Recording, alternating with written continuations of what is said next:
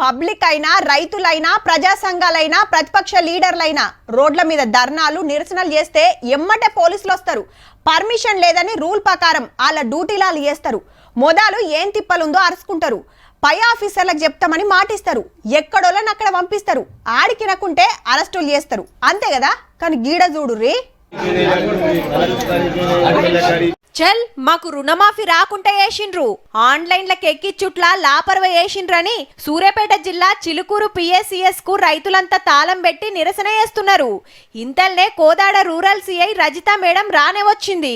వచ్చుడచ్చుడే అట్లెట్లా తాళం వేస్తారని రైతుల మీద గరమైంది మేడం.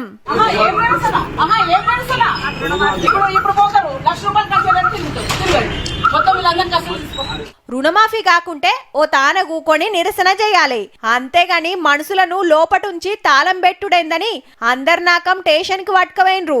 ఏదో తెలిసి తెలియక వేసిండ్రు మేడం అని ఎంత బతింలాడినా అస్సలు ఊకుంటలేదు. ఇలేకర్లను ఎంట పెట్టుకొని వచ్చిండ్రు కాబట్టి కావాలనే రైతులు తాళం పెట్టిరని గింత స్ట్రిక్ట్ గా డ్యూటీ వేసిందన్నట్టు. దొంగలను పట్టుకుంటప్పుడు గిట్లనే డ్యూటీ వేస్తే బాగుండే మేడం అంటూరు ముచ్చట తెలిసినోళ్ళు.